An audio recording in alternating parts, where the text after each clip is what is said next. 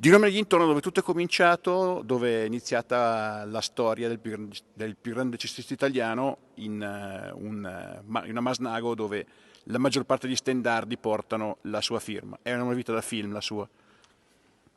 Oddio, è stata una cavalcata, diciamo così, entusiasmante, perché ho avuto la fortuna di giocare per una grande società come l'Ignis di Varese del Tempo, con grandi giocatori, grandi compagni di squadra, allenatori, dirigenti. La storia del basket varesino è stata costruita così.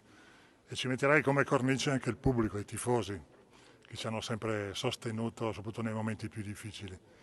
Per cui adesso guardando quegli stendardi su in alto viene un po' di nostalgia, ma è fortuna che ci sono, perché almeno così uno per uno dici, rivanghi un pochettino la memoria, dici, ah, quello lì l'abbiamo vinto, anche perché sennò la memoria passa e si dimentica tutto, così invece almeno anche quelli giovani attraverso gli stendardi capiscono la storia di questa società.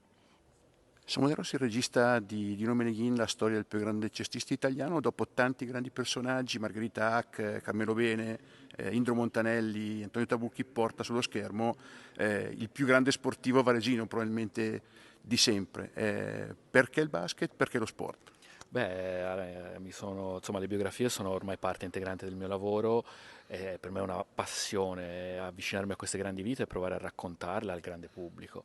In questo caso c'è per me un valore in più, perché io sono stato un normalissimo, forse mediocre giocatore di basket, accanto al cinema l'altra mia più grande passione è il basket.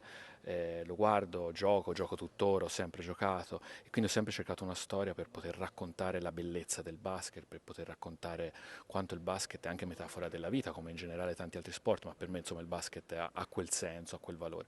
E quindi nella ricerca poi a un certo punto mi è apparso evidente un grande vuoto, non esisteva un racconto su Dino Meneghin, che di fatto è il più grande giocatore di basket italiano, uno dei più grandi europei e sicuramente uno dei più grandi della storia del basket mondiale. E non c'era un film che raccontasse la sua storia, che poi è una storia incredibile, epica, emozionante, che ha unito generazioni, infinite generazioni di sportivi, che è andata oltre i confini del basket, raccontandoci quanto sia bello lo sport nella vita e per la vita. E quindi, come dire, mi è subito sembrata una grandissima opportunità quella di provare a raccontare Dino e abbiamo iniziato subito a lavorarci. Dino poi mi ha abbracciato questo progetto con entusiasmo e io insomma avevo i brividi quando sono entrato qui in questo palazzetto Varese, uno dei templi sacri del basket. Ovviamente ho tirato perché con la mano che mi tremava, ma non potevo esimermi, insomma, la passione è grande e grazie a Dino sono potuto, come dire, entrare a contatto con quel mondo che in qualche modo è una seconda pelle anche per me.